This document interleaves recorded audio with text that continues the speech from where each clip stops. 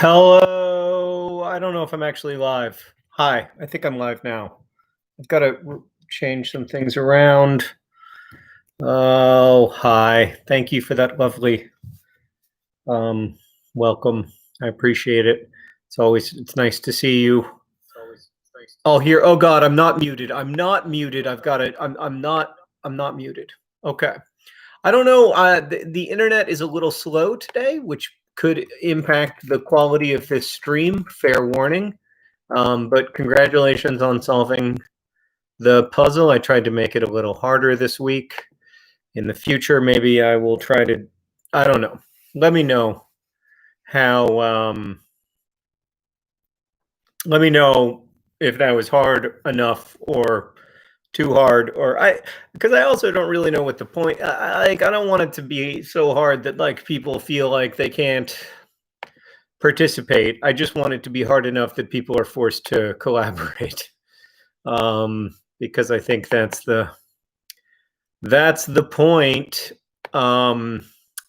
Yeah. So I am going to read to you a little bit, but just a little bit, I think, today, and then we can chat for a bit, and then you can go about your day.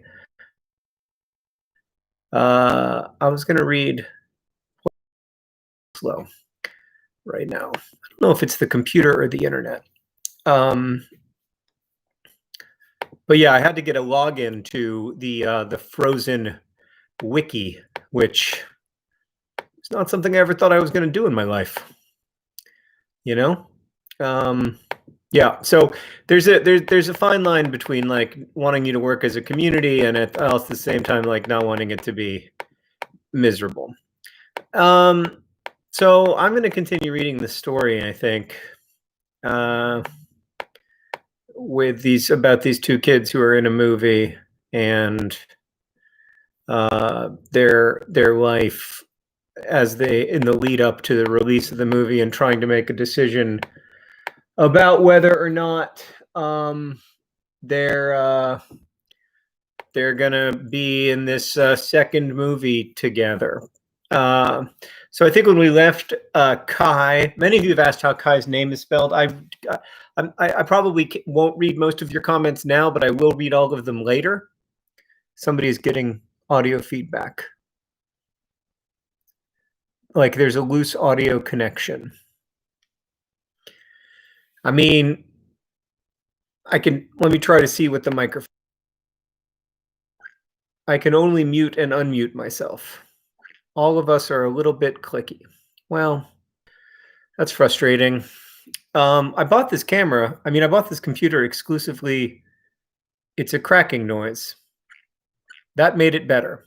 Okay, well, I had to mute and unmute. So now we know. It's good. Now we have a clue of how to deal with that problem. Great. Okay. So right, this is a story. So I probably won't read your comments now, but I will read them later. And this is a story about two kids who are in a movie together. One of them is named Kai. It's spelled like the Karate Kid, like Kai, Cobra Kai, and the other kid is named Juniper. And they're both in this small movie that's getting a lot of attention and buzz, and that the studio thinks can make a bunch of money. And so suddenly they've gone from like being in a small little independent film and having their like small little independent film life to being thrust into a world that is a little bit confusing. So I think when we left Kai, he was trying to like figure out what he wanted to, whether or not he wanted to test for this role of in this big sort of tentpole movie that Juniper is very likely going to be in and going to star in. And now he's going out at night to a bar where all of the like adults are who are involved with the movie. So like Studio Todd, etc. Ellen, etc. Okay. Also, this is as you get as we get further, this gets less tight, and at some point, I'm gonna probably like stop and write something because I want to write this joke. I'll tell the joke, and then I'll figure out where the joke goes. Okay. There were a lot of lights in the bar, but you couldn't see anybody's face. A waiter dressed in all white was hovering near our table, and I could see his uniform clearly, but not the person wearing it.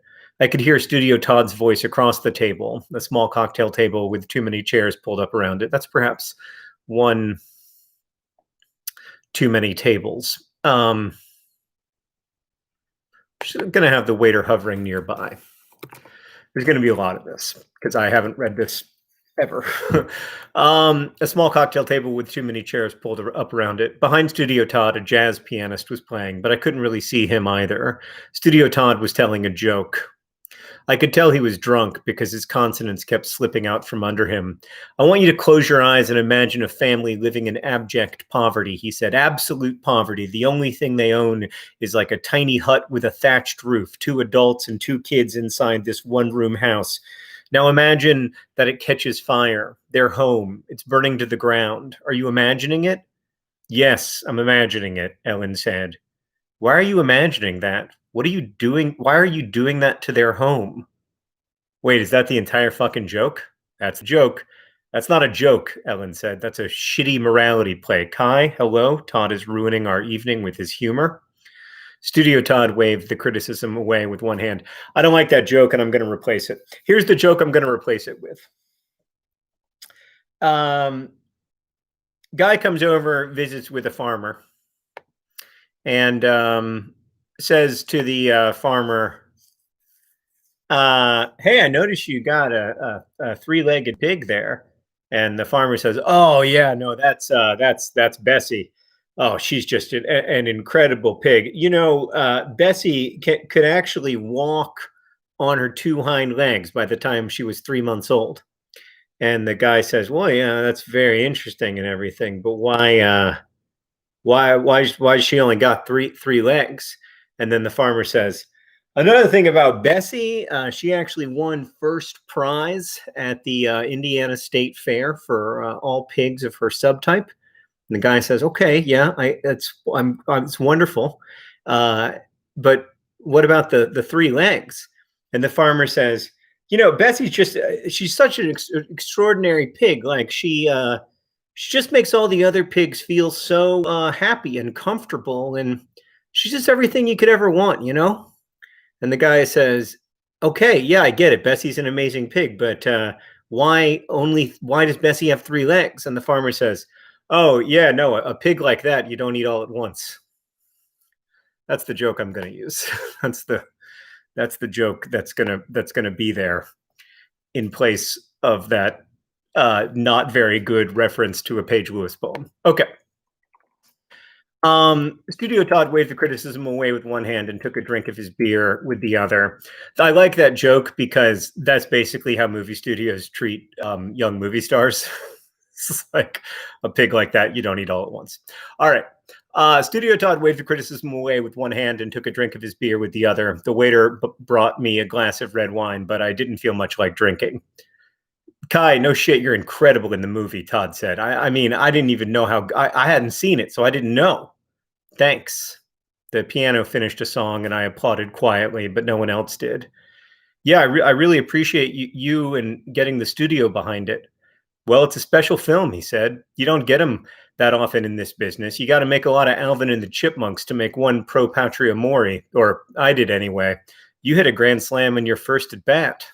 I'm not much for baseball, Lon said, but I like that metaphor. So you are getting behind it then. We're all the way behind it, Todd said. Brazil, Europe, the USA, awards push, the whole thing. We're going to spend twice as much promoting the movie as you spent making it, Lon. Okay, because we made it for 12, Jenny piped in. With the most bankable star in Hollywood, we made it for 12. Catherine showed up then and hugged her way around the table, ending with me. Kai, Brian called me today and told me that you took him on a journey from Gavinth to Garon. He loves a journey, I said. He does X to Y to Z, but you'll love him, really. And honestly, it's perfect synergy because it's actually great for our movie to have you and Junie in his movie. It's just perfect timing. And plus, by the time you're Done making that, I can steal you back to be in whatever I do next. We'll just trade you back and forth for the rest of our careers, like when the Coens trade Clooney. I love it. I'm so thrilled for you. Of course, you'll have to win them over in the room, but you will. You will. There's never been anyone quite like you. Catherine grabbed a glass of wine, mine, I think, and raised it. Here's to Pro Patria Mori and Gods of Andromeda and the mighty future of our young actors. Everyone toasted, but me with a water glass. And then Todd told me it was bad luck to toast with water and asked, why are we toasting Brian's movie that Lon and Jenny aren't producing and I'm not working on?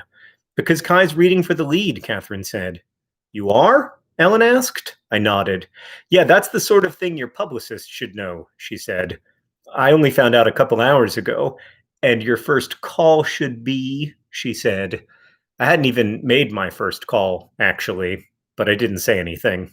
Everybody went back to talking for a little while until Studio Todd looked at me and said, opposite Juniper? Yeah, I said. He nodded, finished his beer, and motioned to the omnipresent waiter for another. He shouldn't take that, Todd said to Ellen. Who shouldn't take what, Todd? He shouldn't take Gods of Andromeda. Fuck off, Todd. Of course he should. The beer came. Todd took a long pull on it. Why shouldn't I asked after a minute. Todd leaned forward, his elbows on the tiny table. There used to be a saying in this town, can he hold a gun? You see somebody in something and they look good, handsome, good actor, natural, maybe even awardsy kind of talent, big talent. And then the execs would say, but can he hold a gun? Because the weird thing about Hollywood is that for all its liberal hippie kombucha peacenicking, you can't get far if you can't hold a gun. Think about every big actor. Tom Cruise, great at holding a gun, arguably his biggest talent. Denzel Washington, what a gun holder. Bruce Willis, total dick, but he's a dick that can hold a gun. Paul Giamatti, great actor, brilliant. Can't hold a gun though. Just doesn't look right. The Twilight guy, what's his name? Rob Pattinson. What an actor. Can't hold a gun. Todd, Katie said. There's no guns in Gods of Andromeda, I said. It's all swords and spells. It's a saying. There's a certain kind of person who just looks all wrong with a gun or a sword or a magic wand or whatever the hell. You're a good actor, but you're Paul Giamatti. You try to play some barrel-chested, sword-toting swashbuckler, you're screwed. You can't hold a gun. Todd, Katie said again, no career mentorship after 8 p.m. I'm just saying the kid's going to the graveyard where all the other dumb 22-year-old fucks go if he takes that movie. We all know 40 of them who aren't working anymore. Shut the fuck up, Todd, Ellen said. Am I wrong? He asked. What you are is a dick, Ellen said. Fuck him, Kai. He's just drunk. I took a sip of my wine. Or Catherine's wine, I guess. The funny thing was, I knew a fair amount about holding a gun. I owned a gun somewhere. My grandfather had given it to me on my 13th birthday, a double-barreled .410 made in Italy. It was probably still at my dad's house. We'd shot skeet a few times, but I'd only killed something with it once. My grandfather came to town for Thanksgiving, and we ended up quail hunting at this place in the Panhandle. We had hunting dogs with us, and I wore a bright orange vest. I was a freshman and terrified of killing anything. The gun felt like a lot of responsibility, which, of course, I guess it was. I kept thinking that if I turned and shot, I could kill my dad or my grandfather or the guy who was running the dogs. It felt weird to hold all that killing in one hand, barrel pointed down. I wondered if Todd had ever shot anything. He didn't look like it. Ellen leaned in toward me and said, seriously, Kai, no one at this bar, including the pianist, knows less about 21st century Hollywood than Todd, okay? I nodded, but I was thinking about hunting in the Panhandle with my grandfather. He only had a year to live, as it turned out, but he was healthy then, perfect posture. I remember telling him that I was in Othello, and when I told him I'd been cast as Cassio, he said, are you hurt, Lieutenant? Aye, beyond all surgery. I was surprised my grandpa knew the play, because he wasn't an intellectual or anything. You must keep reading, he told me. You'll never be alone in this world, as long as you have a library card. In my memory, the dogs flushed out of a covey of quail moments later. I raised my gun to my shoulder and carefully took aim a little bit away from the quail. I wanted to look like I was trying without risking an actual kill, but I was scared of the gun's kick against my shoulder, and so as I squeezed the trigger, my arm jerked a little, and I watched in stunned horror. as a quail fell in a descending spiral out of the sky. I felt my grandfather clapping me on the back. The hunting guide shouted that I was a natural as one of the dogs came running toward us with the dead quail in its mouth. Okay.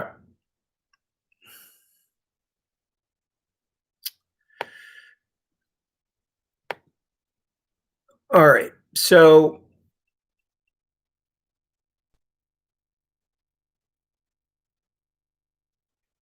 all right. I was just checking to make sure it was still working. So, yeah, we're just dancing around. We're just moving from place to place. We're a little unstuck in time. I didn't mind most of that. Um, I like that getting unstuck in time and feeling like resentful and defensive. I don't know if I like the rest of it. Okay. Ellen called me at precisely 9 the next morning. 3 things very quick. 1, I am going to call Jill from the New Yorker and pitch a profile, but I need your permission. Okay, I said. I'll make it clear that your high school days are off limits and she won't even ask about it. It won't be an issue. Okay, I said again. It's amazing how people always refer to it as it. They look at me and I know that they're thinking about it, which makes me think about it. And then the room is super saturated with it, and it is the only noun. Why did he let it happen? Why didn't he tell anyone about it? How long did it go on? Who else knew about it? What did it entail exactly? I heard it was even happening at school, like in the tech booth. It overwhelmed me. In a way, it made me the it. Ellen told me that she'd worked with other actors who had similar experiences and that I'd be surprised how many people it happened to, but I wouldn't be surprised. I thought that girls would be like disgusted or horrified, but actually, when people found out, I learned that most of the people I knew had been through some version of something similar. Homo homini lupus, the Romans said. Man is a wolf to man. If anything, that's unfair to wolves. She told me that it was going to be okay, that I was naturally good with the press, and that the New Yorker almost never profiled new actors. She said that we could maybe even be at the beginning of an awards push and that Jill was perfect for that job, provided I liked her. Yeah, she seemed fine, I said. Jill's great, such a writer. I'll send you her profile of Michelle Obama. I'll get working on that. I just don't want you to worry, okay, Kai? This is literally why I'm here, and I'm sorry if I dealt with it poorly yesterday. Second thing, when are you reading for Andromeda? Tomorrow, I think. I don't know. Bob hasn't called me. Great. I'll leave tomorrow wide open. Third thing, are you planning on going home? We have 18 days to the premiere. You'll be here today, obviously, and tomorrow. And then I don't think I need you for the following 7 days, so you would be welcome to go home. And that is my subtle way of saying that your stay at the Hotel Bel Air ends on Thursday.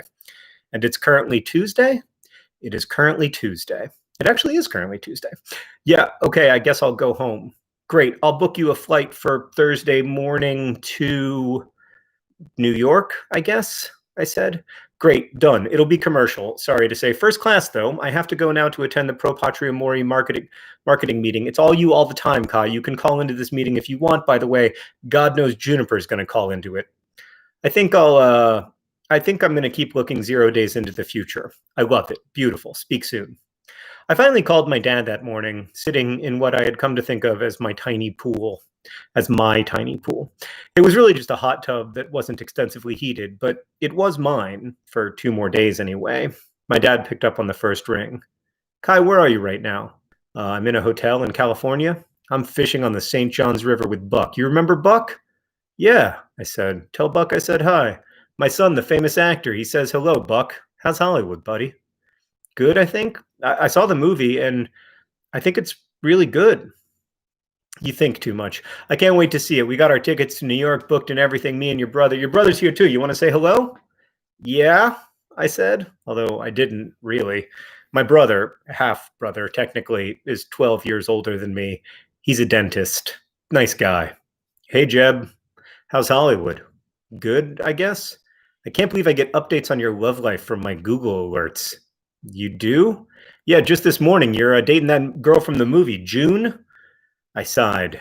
Yeah, don't believe everything you read. She's cute. Yeah, I said. I'd hit it, he said.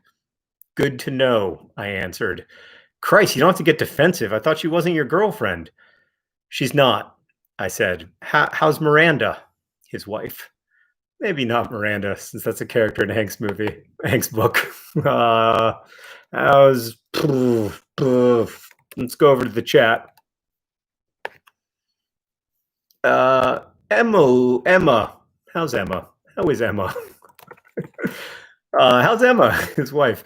Great. We're excited for the premiere. Emma got an outfit and everything. Hot as hell. Cool. Yeah. I hope you like the movie. Honestly, Kai, a night out with no kids at this point, and I don't give a shit how terrible the movie is. Thanks, I said, and then he handed the phone back to my dad, who asked me about the weather and whether I was staying at the same hotel as him, at which point I reminded him that I lived in New York. But do you? He asked. Who knows, Dad? I might come home for a few days next week if that's okay. Home like here? Home like there? Well, you're always welcome, but I felt a coldness in it. Do we need that? I think it's clear from the well. I asked if we could just order room service. What? How did that happen? All right. Yeah, so Juniper texts him about going to lunch.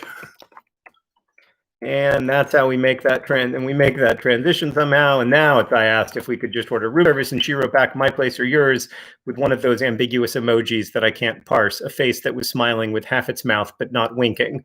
The whole reason we invented emojis in the first place was so that we wouldn't have to live with ambiguous words. But the real problem is that nobody wants to be clear.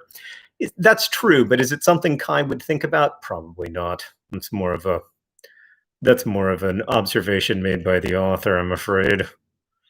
All right, I'll bold that for cutting, or try to find a way to incorporate it without friggin' putting blue sirens around it. All right, now we're going to get unstuck in time again, which is something that I want to do in this book. The first time, even though this is a complete mess, the first time I asked the Hannah Arendt scholar if she wanted to stay over, she said, either way is fine, to be honest. And I thought she meant it was fine if we hooked up and fine if we didn't. But what she meant was that it was fine if she stayed over after we had sex and fine if she didn't stay over after we had sex. And then I said, well, maybe we should wait. And she said, what, for marriage? And I laughed it off. And then she stayed over. After she fell asleep, I got up and took a shower and barfed in the shower for reasons that weren't entirely clear to me. And it wasn't like I was thinking about him so much as I knew that he was in the room, and indeed in every room. And then when I finished showering and got back into bed, the Arendt scholar rolled over and put one arm over me and said, you smell nice. My phone buzzed. Juniper. Have you died? My place, 613. Makes no sense, but whatever. You get whatever. It's impressionistic. I got up and left the door to the suite cracked for Juniper, and then went back to bed on top of the covers, pillows scrunched up behind me, so I was mostly sitting. I was scrolling through the absurdly expensive on-demand movies available when she walked in without knocking and said, hi. Juniper was wearing faintly pink sweatpants and an Ariana. Was she wearing an Ariana Grande t-shirt? Yes, she was, because I like this next joke. I mean, obviously, I'll have to fix at some point the fact that every time anyone is wearing clothes, they're wearing a band t-shirt. But yeah, I do. I will have to fix that. But I find it funny for now. I might keep this, though, because Juniper was wearing faintly pink sweatpants and an Ariana Grande t-shirt. Say anything bad about Ariana Grande and I'll cut you, she said as she leapt onto the bed and then sat down, legs crossed. She was barefoot, her hair pulled back tight. She wasn't wearing any makeup. I feel very looked at, she said. Sorry. It's okay. You can look at me. I'm looking at you. I didn't know what to say to that, so I just kept looking. Can I tell you what I see? Sure, I said. I see a boy who can hold a gun. How does she know about that? I think so. In the first version of this, she was there. And then I cut her because there's no way that she could have been there and not taken up all the energy in the room. But I like that line, so I'll have to figure that out later. I see my Garon. She launched forward into a hug that was also kind of a wrestling move, and I laughed and hugged her back. We're gonna have so much fun crafting war together. Also the money, I said. Also the money. So much money just to wear bronze armor and pronounce place names correctly. Like Altar of Harkoa, I said, or Dazar Alor, she answered. Am I correct in guessing that you've done like 10,000 hours of Gods of Andromeda research? Well, I have been playing the video game all morning. In fact, I'm in a guild. A guild? Yes, we talk to each other inside the game and we are working on a quest together. It's really quite beautiful, actually, but a bit overwhelming. Awesome, I said. Just keep playing and then you can get me up to speed in the makeup trailer on the first day of the shoot. Juniper smirked at me, and I thought about that emoji again. That's probably enough. Juniper lay down on the bed. She lay down on the bed, probably. How many times do we need to hear Juniper in this paragraph? She laid down on the bed, pulled me toward her, and raised up her phone. As she played with angles and facial expressions, I turned away and said, Must we? It's just for Insta. No. It's just for Instagram, she said. Katie says we have to take pictures for the movie. Ellen says the same thing. I mean, we are in bed together. What's wrong with us taking a picture of us in bed together? Well, because we aren't in bed together. She raised her phone again, and I rolled away again. And then she said, do you know that there's a God of Andromeda player whose avatar is a panda? I might have to fictionalize this a little bit.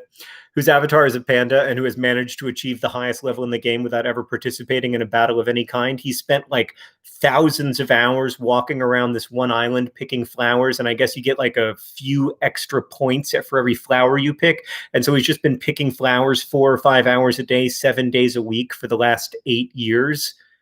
They should make a movie about him, Juniper said. Please, can we just get the terrible part of my day over?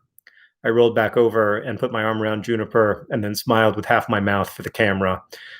It's a little bit of lot of half smiling. I mean, the metaphor is clear at this point. Juniper took a few pictures, chose one, filtered it very subtly, and then showed it to me for my approval. Caption, I asked. I was thinking cuddles with my buttles, all lowercase. Oh, yeah, that's great, I said.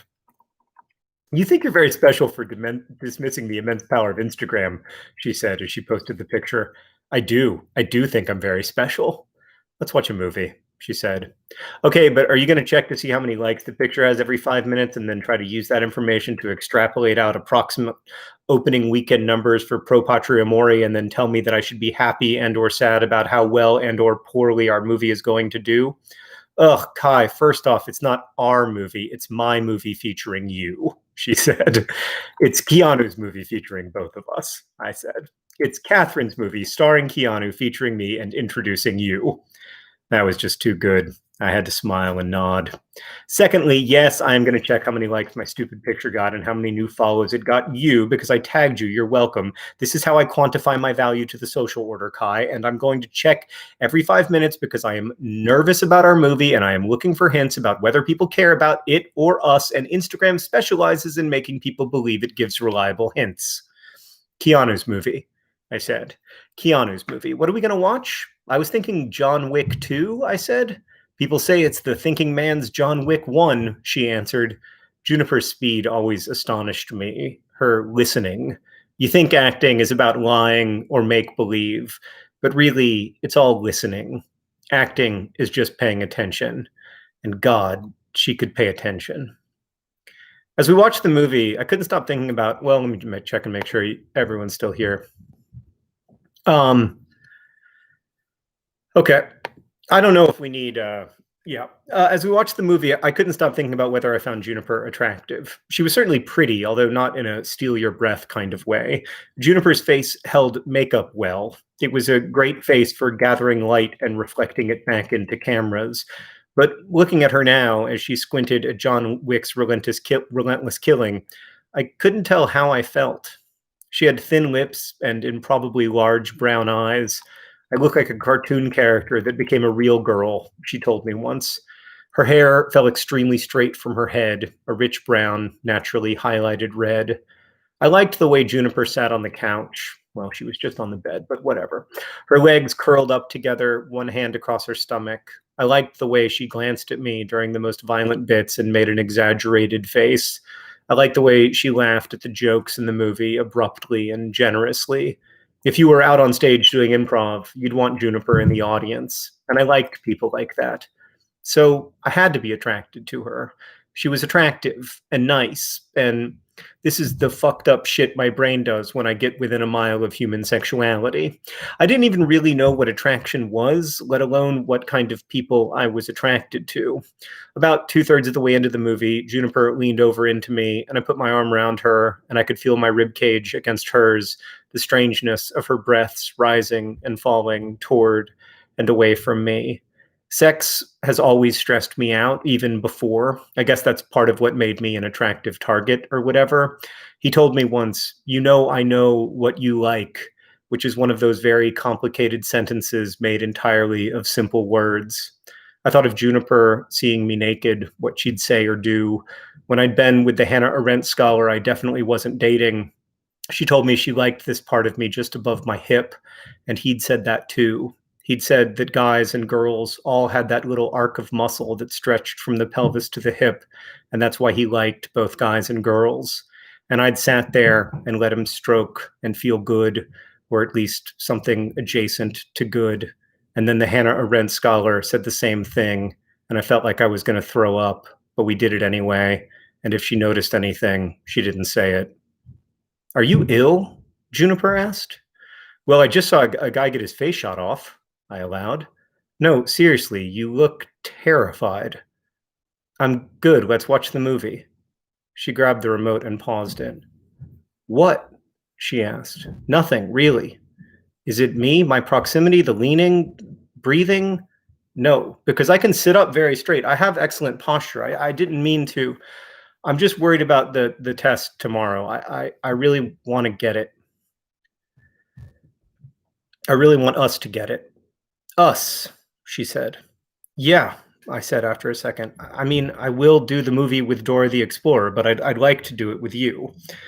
That's a reference to a thing that got cut. She looked at me for a long time, quiet, and then she seemed to swallow her breath. She sat up straight. She did have excellent posture, and unpaused the movie. And then she mumbled, "Look at me that way tomorrow, and you'll get it." The next morning, I woke up early. I was still on East Coast time and made my way down to the lobby of the Hotel Bel Air, where I called an Uber. It was hazy and cold, cool with a whipping wind. I turned my back to the wind and hunched over, and the valet standing nearby said, "Fire weather." "I hope not," I said. "On the news this morning, they said it's not a question of whether, just when," he said. "Scary," I said vaguely. I was only thinking about the test, about my lines, about the way Garon would stand, how I needed to pull back my shoulders and make myself big in that room. "New normal, I suppose," he said. And then my Uber showed up, and he held the door for me. The driver was a little older than me. He was burly and pockmarked. "How are you today?" he asked in a slightly Eastern European accent. "Nervous," I said. "I'm going to an audition." "I'm also an actor," he said. "I am a tough guy, you know? I just do this between." "Yeah," I said. How's work lately?" "It comes and goes, like herpes. I get a day or two on this, day or two on that. I was mobster on NCIS a few months ago. That was good. I died. I died over 40 movies or TV shows. I'm expert at dying. How about you?" "I've only booked a few things." "Good few if you're staying at the Hotel Bel Air." "Yes, a good few." He was quiet for a while, and I thought the period of conversation with Uber driver had ended. That's an experience that I had forgotten how it feels. He was quiet for a while, and I thought the period of conversation with my Uber driver had ended when he said, "Sometimes I think Hollywood is just actors paying other actors to drive them to auditions. Today, I drive Uber, you take Uber. Tomorrow, maybe you drive Uber, and I take Uber." "Yeah, maybe," I said. "Only thing that doesn't change, Uber gets money, no matter who is driving. Agents get money, no matter who is working." "Yeah," I said. "Good luck anyway," he said. And then the conversation ended. I'd done a focus exercise at drama camp in high school that stuck with me. You bring yourself into sensorial awareness. The car smells musty. We're pulling up to a stoplight, and I can hear the rhythmic thud of warped brake rotors. Feel the weave of the fabric of this back seat. Breathe the air into your lungs. It tastes a little like something somewhere is burning. "Here's good," I tell him a few blocks away. "I want to walk, get my blood moving, get my posture settled." It's warmer than it was half an hour ago, a little sun on my skin. It occurs to me that Garon lives in a world where his own legs are his second fastest method of transportation, behind only a horse. That smell of distant fire is undeniable now, not a matter of whether, but where. The casting director's office is a blacked out storefront, half a block off Wilshire, no sign or anything. I'm 12 minutes early, so I walk around the block, and halfway around, I see Juniper walking in my direction on the other side of the street, earbuds in, her eyes cast downward. I don't know if I should ruin her vibe or if it would communicate the wrong idea to the casting director for us to come in together. So I turn around quickly and walk back to the storefront. My armpits are sweating. Maybe that's okay. Garon sweats. Of course he does. You've got this, if you even want it. You might not want it, remember. The receptionist looked up as I entered, but didn't say anything. The light was low, the furniture modern. I sat next to Callum Golding, who I knew a little bit. He and I had both been up for a couple things lately. Kai, right? He said, and I shook his hand, and then we made awkward conversation about work. Callum was so goddamn beautiful it hurt to look at him with his pouty lips and square jaw and sapphire eyes. Juniper came in a few seconds later, nodded to us, and sat off on her own, earbuds still in, until the casting director, Pat, appeared from behind a wall and said, "Juniper and Callum?" I waited. The sensorial awareness that I'd had in the car was gone, and I couldn't get it back. Tried to feel myself sitting on this couch, but couldn't. Tried to smell the fire, but it tasted like nothing. I hated casting rooms. I was so much better when I could just self-tape. I pulled out my phone after a while and went on Reddit. There was a fire. There was a fire near the Getty Museum. Part of the 405 was closed because firefighters were working to keep the fire from jumping the freeway. Some famous YouTuber had written, "How am I supposed to get to brunch with the 405 closed?" And everyone was saying this person was canceled. And isn't it amazing how celebrities can make even forest fires about them? And then other people were saying it's not a forest fire actually, but more of a brush fire. And then other people were saying that LA was getting what it deserved. And others were saying that there aren't even supposed to be humans in large concentrations in places with so little rainfall. And other people were saying that there aren't even supposed to be humans in such large concentrations, none of which helped with the fire, or for that matter, with my Garon preparation. But it did give me something to look at while I waited for Callum and Juniper to finish. At some point, another guy sat down next to me, Charles Oldham. He was properly famous. He'd been in the most recent Spider-Man, and he was the guy Agent Bob was most worried about. We talked about the fire a little, and then finally Callum came out, and Juniper right after him. I started to say something to her, but she put her earbuds back in and looked down at the floor, walking in tight little figure eights. If there's anything about me that's good at acting, it's because I like to imagine stories. I always have. I like to think about how people got themselves into now. Now is always a problem that started with then. That's something Mr. Starnes used to say. Really? I mean, you got to think of another name. And so I turned back to Garon. And so I turned back to, let's just cut that sentence, right? Now is always a problem that started with then. And so I turned back to Garon, to how he'd gotten where he was and how I'd gotten where I was. Not that different in the end. Lots of regret that we didn't want to consider too closely. Pat reappeared after a minute or two. Juniper and Kai? I stood up.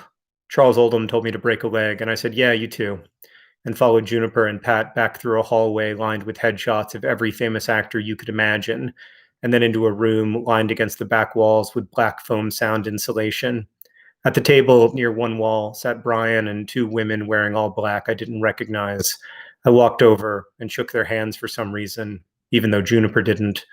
Why was I nervous? Why was I even nervous? They introduced themselves as Allison and Callie, producers. ABC, I said. I could hear the damned fear in my voice. "What's that?" said Allison. "Allison, Brian, and Cassie," I said, nodding to each of them in turn. "ABC, I'm sorry, that's stupid. I'm nervous. Why am I nervous?" Brian stood up and walked around the table. He reached out and kneaded my arms just below the shoulders. You're nervous because you want this, he said. And I like that. We good, Patty? Just formatting a card. Hold on, Pat said. Brian nodded to me and squeezed me one last time before letting go. Juniper took out her earbuds and walked over to me. She gave me a hug, and as she did, I heard her whisper, "Give me that John Wick 2 look right now." And as we parted, I looked at her and I watched the blush spread across her face. And then Pat said, "All right, I think we're good to go." And Allison and Cassie said, "I think we're already going." And after that, it was easy. I was Garon, and she was Agrippa, and my lines felt mine, and I wanted her, and I wanted what she had, and she wanted me and wanted to keep me from getting what she had. And when Brian said cut, that was great. I was genuinely surprised to learn that I was in a dingy room with laminate floors surrounded by strangers. How did that feel? Brian asked. Good, I said. You're always chasing that high as an actor, that feeling that you aren't stuck inside your mind, that you can actually leave your consciousness. I'd never had that in an audition before, not like that. It was only when she turned toward Brian that I realized I was still looking at Juniper, and she was still looking at me. I think we can go bigger, Juniper said. I mean, this is an epic, right? I'm actually wondering if you can try a little more insular, Juniper, a little more reserved. He wants what you have. Sure, but he's not smart enough to get it, Juniper said. I'm not worried about that just yet, am I? You're a little worried, maybe, Brian said. Just try it. And she did. Juniper hated directors, but she took direction. And as she became protective, I became more conniving, more intent on unlocking her affection. Now, when I said, "Surely Her Majesty knows she is beautiful," and she said, "I surely know that men believe so," it seemed like we were jousting rather than flirting. But it still felt, as they say, in character. That was great, Brian said. Incredible, added Allison or Cassie. It didn't feel too insular, Juniper asked. Not at all, said Cassie or Allison. Maybe a little, said Brian. I wonder if you can show us what she wants. What she wants, repeated Juniper. What she wants from Garon, if you can show us that a little more nakedly, if that makes sense.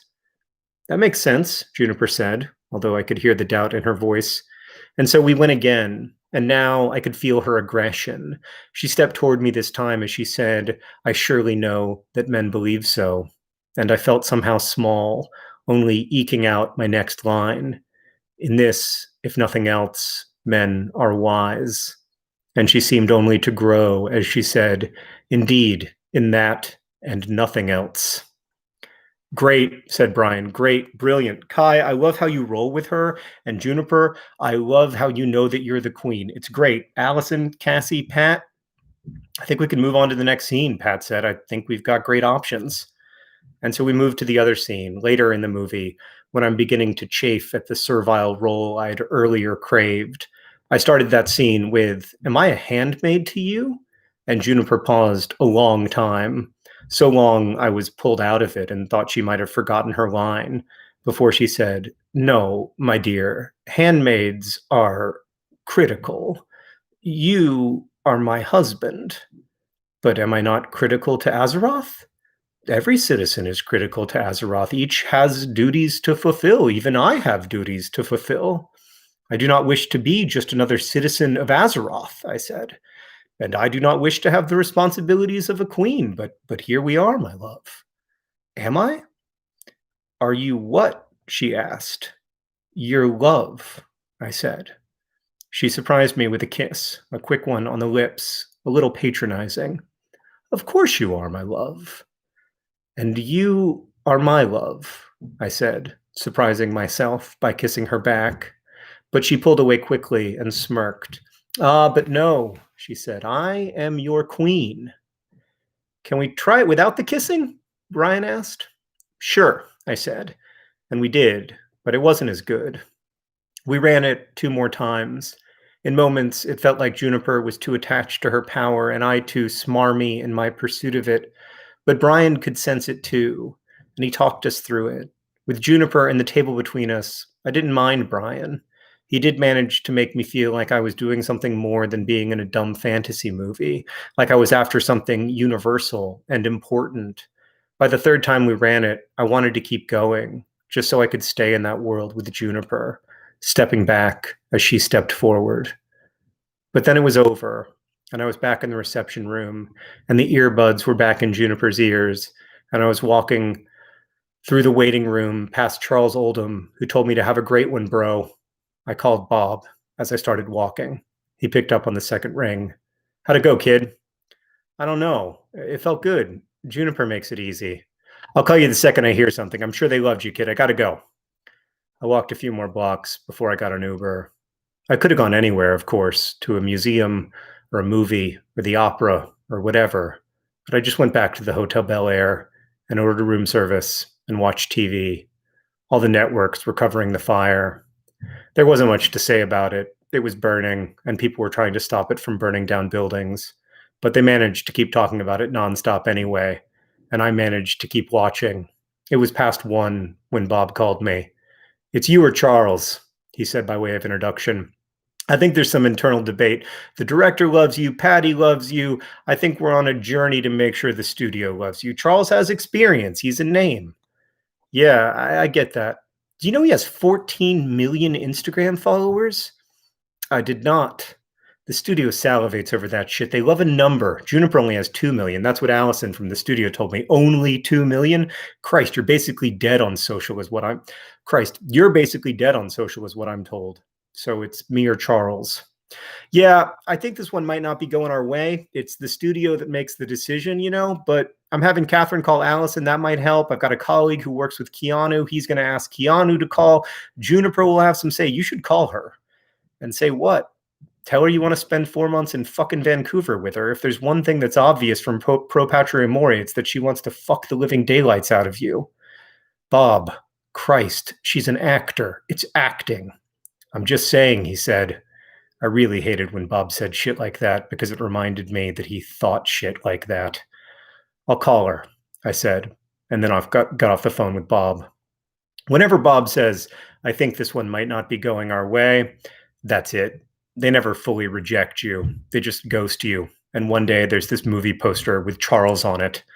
I felt a rush of failure and shame, the two horsemen of my apocalypse. It's a bit much for him, but it's a nice line. It's not really it's more of a Juniper line. I felt a rush of failure and shame. A void opened up in my abdomen just beneath my rib cage. I remembered that I had to fly home tomorrow. I didn't even know what time my flight was. I'm so wholly incompetent, an idiot dyslexic faking my way through the world. I told myself that you have to be hard in this business. For some reason, something Keanu said to me once came to my mind unbidden. You get famous by getting roles, and you get roles by getting famous. I called Ellen. I want to do the New Yorker profile. I want to do literally any press I can do over the next 3 weeks to make this movie successful. Great. I take it the callback went poorly then? Apparently it did. Good. I like it. Keeps you hungry. I love a hungry actor. Car picks you up for New York tomorrow morning at 7. I'll check in on you in a few days. You're going to be fine. I mean, not in the long run. In the long run, you'll be dead. And in the short run, it's going to suck a little. But in the medium run, Kai, in the medium run, you're going to be golden.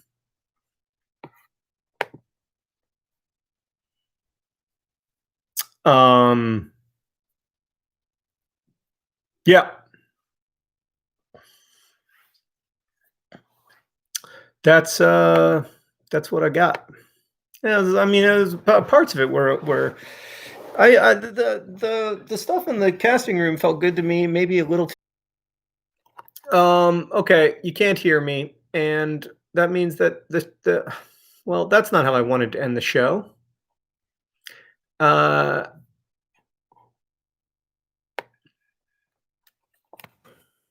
Somebody says I'm back. I'm back. Oh, hello. That's life with Xfinity. Sometimes you get the good Comcast, and sometimes you get the bad Comcast. Hello. Yeah, so some of that read okay to me, some of it didn't, but I appreciate you letting me read it. I don't know. I mean, reading it today, I was like, I can't ever. I don't know. Who knows? It's we're on a journey. You know how it is. Um, okay. Grazia asks, is Brian supposed to be creepy? Uh I don't know. I think that Kai has a I think Kai understandably gets freaked out easily. Um but yeah, you're supposed to be a little worried. Um yeah. But yeah. Um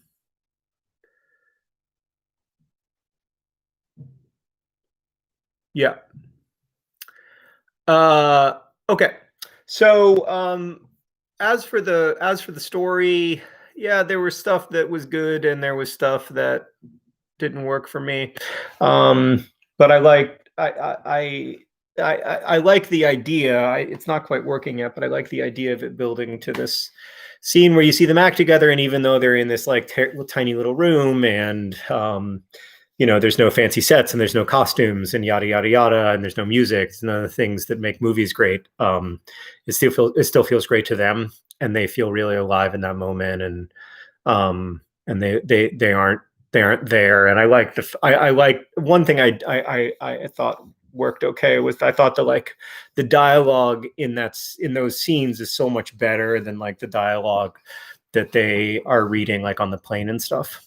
So yeah. uh yeah. um anyway, it was interesting to read it to you, and like challenging in parts, which is good, and scary in parts, which is also probably good. I think I've said this before, but like, I so far it's been really lovely. Like people have shared the links with other people in Nerdfighteria, but like not really outside of that, which has been great because I don't have to get in trouble. um, yeah. So um, yeah. So other than that, everything is going okay here. I'm signing a lot of sheets of paper. I don't have as much time to sign as I'd like, especially considering that I now have 150,000 sheets, which is good news in a lot of ways because it means that there's a fair amount of interest in the Anthropocene Reviewed book, which is nice, and a bit of a relief because I've never published a book of nonfiction before. I know it's going to be a lot smaller than my novels, which is probably part of the reason that I wanted to do it in the first place. And but it's great that there's some real interest in it, and I think that is makes me feel excited. So yeah. um B says, as a non-actor, how do you write acting so well? um well, I mean, anytime you're writing anything that's outside of your experience, I think you have to do it with a lot of humility. I think that you have to do it with an understanding that you might be wrong and that your impulses might be incorrect. And but I think in general, like most things are about listening.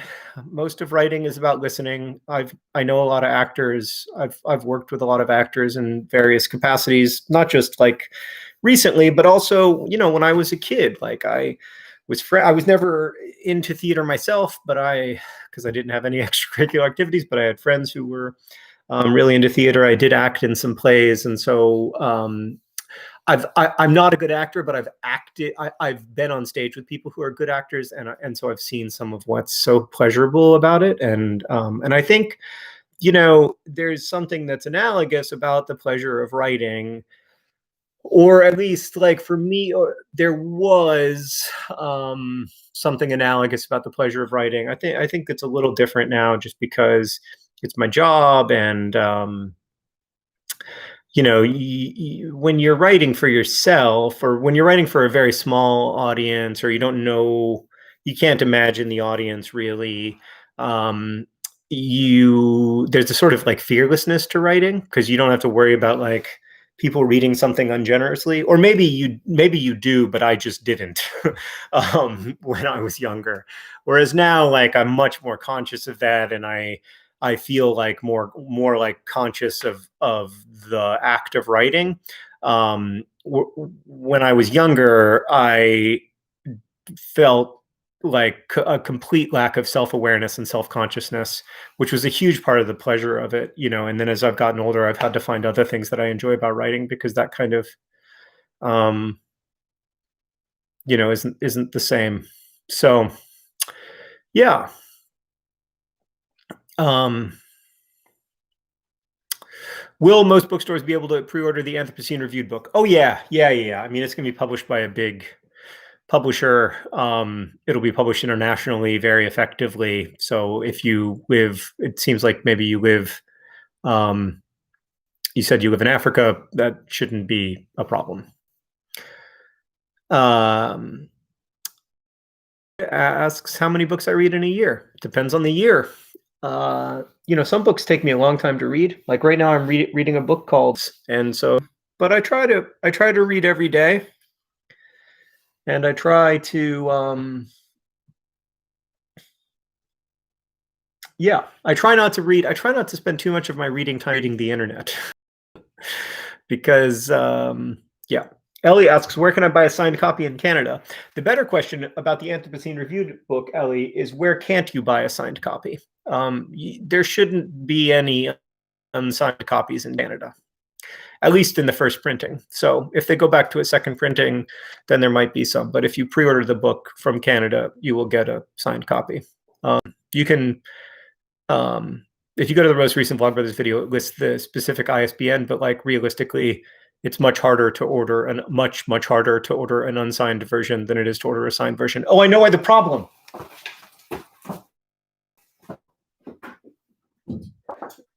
Panic! Panic! I know why the problem. Oh no. Why didn't it give me a warning?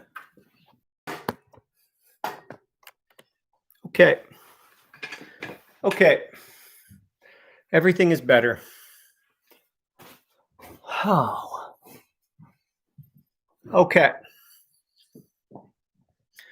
Yeah, it was battery. It was a battery issue. It's a battery issue. Of course it was. Why didn't I just plug in the computer? There's a lot of things I like about this computer. The battery life is not good. It's not nearly as good as the battery life of, say, an Apple computer. Wait, we're sliding. Iconic. I think things might have. Why are we sliding? Oh, look how smooth John is now. There seems to be a lot of movement. I apologize. What's the update on the circles? I have not drawn many circles. I'm at like 19,000. I need to draw more circles. I need to, yeah, that's a big enterprise that I have not. I need to make progress on it. Otherwise, I'm going to have to draw 170,000 circles again. So, yeah, 19,000. Well, that's still only like 12% of the circles. So, will you draw circles in any of the books? No, but I am drawing, like you saw the DFTBA. That's probably how you got here. And then I'm drawing a lot of spirals, because I like to draw spirals in books. So let me see if I can find a spiral. Actually, I mean, not a lot of spirals, to be clear. I'm drawing like one spiral for every, maybe like 200. And I can't find any in that stack of 500. So maybe less than that. Yeah. Don't ask the same questions over and over again, because it's stressful for the moderators. Update on the cosmic beans. They're all done. You should have your cosmic bean. If you don't have your cosmic bean, email info@projectforawesome.com, and I'm sorry, they're all done, so you should have it.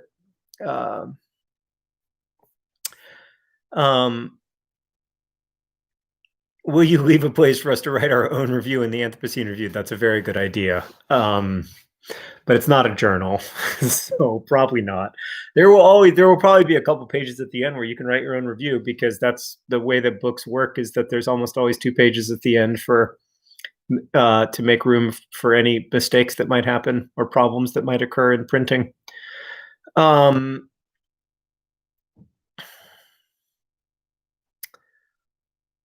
am I part of the Bizarre Beast Pin Club? I am. Yes, I have signed. I have signed it. Will you be putting any clues in the book? I don't know, Aaron. That's a good question. I I I love reading books where little clues turn into big things, like Hank's book or Mr. Penumbra's 24-hour bookstore or whatever. But I can't write that. I've never been able to do it. Yeah. What's next after the Unspeakable Project and Vlogbrothers, asks Maya. Well, next week is Pizzamas, Maya. So Pizzamas starts on Monday, and I'm not talking about any unspeakable things, but it'll be a nice Monday. Soraya asks, how's the PIH funding going? Good. Really good in the scheme of things, because the contributions have grown even as the economy has gotten terrible. The challenges for PIH have also gotten more complex. So I think I'll have a better update on that next week. I'll have a better answer for you then. But yeah. Sackcloth and Ashes said, oh God, that's why the beard is there, because Pizza John is approaching. I will tell you, I scheduled my last shave based on Pizzamas. I did not want to end up in the situation I was in like 2015 or whenever we filmed the Paper Towns movie, where I ended up not doing a good job of timing out my Pizzamas. My Pizzamas. Tom says I need to add to the matching fund again. I keep forgetting that. Thank you, Tom. So on Pizzamas, there's going to be a live stream on Tuesday, which is actually Hank's Day. This, like a week from today, I'm going to make Hank do a clue, but it's going to be my live stream because Hank is too busy. But I am not. Oh, I see that I unplugged that light in my panic to get this. You make a lot of bad decisions when you're anxious. And when you're anxious or when you feel defensive, when I don't know about you. Why am I talking about you? When I am anxious or I am defensive, I make a lot of bad decisions. But anyway, I will have Hank put a clue of some kind in the Tuesday video, and then I will build out the clues from there, and there will be another live stream then. I won't have anything to read to you fiction-wise, but I will read to you from the Anthropocene Reviewed book. Kara asks, when you're writing, how do you choose which path of narrative or character choice to take when you feel like there are 20 bouncing around in your head? I stop and start a lot, so I go forward. You could kind of tell there, actually, because you could see that I'd gone forward with something and it hadn't worked, and then I'd kind of tried to work my way all the way backwards and then go forward, and I try to do, when I'm right, I think about this stuff in a little bit of an old-fashioned way, I think. And when I look at what's kind of interesting or really exciting about, most exciting about contemporary fiction, it's not stuff that I necessarily do. But when I'm writing, I try to think about character. And for me, the story follows character rather than the character following the story. I think now, partly because movies and TV shows got really good, and movies and TV shows are more reliant upon, obviously more reliant upon visual metaphors and visual symbolism, and the symbolism that's baked into plot. So for I try to explore this actually in the junket, in the sense that when Brian's talking about, this ridiculous fantasy movie, he sees it as a great film, and it's not a great film because It's a great, like it's a great film in the way that like the Avengers movies are seen as really good, or some Star Wars movies. And I like these movies. This is not a criticism at all, but like some Star Wars movies are seen as really good. Most of what's good about those movies is not any like iconic lines themselves, or any like deep observations. It's not based on language itself, or what I think of, I should say, what I think of as language itself. It's based on what happens, like what visually happens, what occurs when, and even character is not exclusively made out of what the characters say or how they say it. It's also based on lots of other things, like what they wear, and what happens to them, what their big choices are when they have choices, things like that, that are plot things. And so now I think when most of the really exciting, really interesting, innovative fiction that I read is responding to that, is aware of that. Like even like Hank's books, for instance, you know, the the visual metaphors in them, the way that the plot itself functions, the way that the story itself is shaped, is the main metaphoric life of the story. But that's also true in lots of like contemporary, really good, really innovative young adult fiction, and lots of like contemporary literature I read. And that's not really like what I do, or like what I find most interesting. So yeah, so that's something I'm trying to like think about in the junket, without trying to like do the thing that I don't deep down like find, like, that isn't the thing that like gets me really excited about writing. Like what gets me excited about writing is kind of like a little bit contained within the words themselves. This is a little bit of a false distinction, but yeah, and this is something that I'm thinking about, rather than I've made big conclusions about. So all of that is offered, as with everything else, with the understanding that I might be wrong, and that I will likely have to take back some or all of that in the future. But I like the way I enjoy writing the way that I write, and I know who, and there are people for whom I am writing. Like it may not be for everyone. In fact, it's not. I know that, but like it is for some people, and that works for me. And yeah, so that's where I'm at. Jen says, I want to know about Dora, please. Yeah, so there was a version of this where like Juniper also hadn't been cast, but this doesn't really happen, is the thing. Like it's nice narratively, but it's not really realistic. So the version I had a version of it where like it was Juniper and two other kids. I mean, Juniper's like 22, 23 years old, so I don't know if I can call her a kid, but like it was Juniper and a couple other kids, and then Kai and a couple other kids, and they were all kind of like testing with everyone else. That is like, yeah, but then it doesn't, also like it just it muddies the water a little bit, and B, it isn't the point. Like I think that it's fine to have Juniper cast. I think it's better in some ways to have Juniper already cast, because, well, one, that's how it works. Like they cast the lead and then they bring in other people for chemistry reads. But two, it's just a little like cleaner. And I mean, I'm trying to write a story that has a bigger cast of characters, but like how freaking big does it need to be? Like I'm not trying to paint Guernica here. So yeah.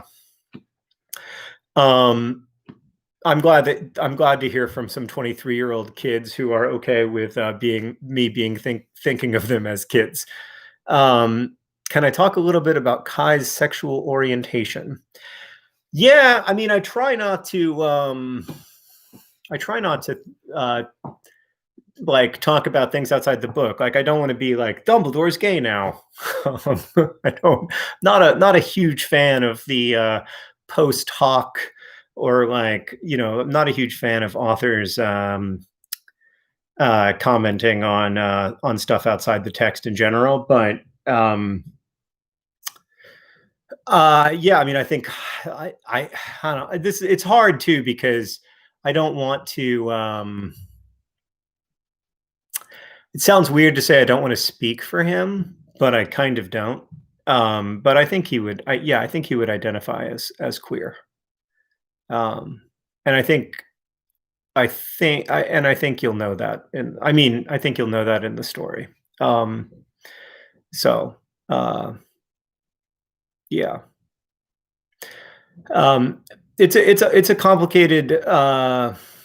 I mean, for a lot of people, sexuality is complicated, and I think it certainly is for Kai. But like, it's yeah, it's a little. I mean, that's all. It's one of the billion things that I'm trying to figure out how he would. There's a difference between like how he experiences sexuality and how he would express himself sexually at the age of 20 to his you know close friends or whatever. Like there's always a tension there, and so but you don't want the tension to be in a way that like denies the experience of LGBTQ people. So yeah. Can you show that so that it doesn't have to be Dumbledore? Yes. I mean, I won't have him be queer. I mean, like, I won't have him call himself queer unless yeah. Um, but yeah, I think that it's, I'm also like, I also, anytime I'm writing outside my experience, I want to be much more careful. So if I sound like I'm being careful, it's because I want to be careful. But also because I think that stuff is complicated. Lots of people want want an Ace Kai, and I understand that, but I mean the way that I see him, he does have. Well, we'll see. We got a long way to go. Yeah, so we've got a long way to go. Okay. So I have to go because my kids start their their online an online Zoom class at 5, and the I don't know exactly how the internet tubes work, but this clogs them between this and two Zoom classes. So yeah. It is almost 5 o'clock here. My kids have to do some fun, not very fun, uh, e-learning experiences, which, as you can imagine, when you're 10 and 7, is just as much fun as you would think. All right, it's great to hear from all of you, and I really appreciate the chance to talk with you each week. And thank you for being here. Take care.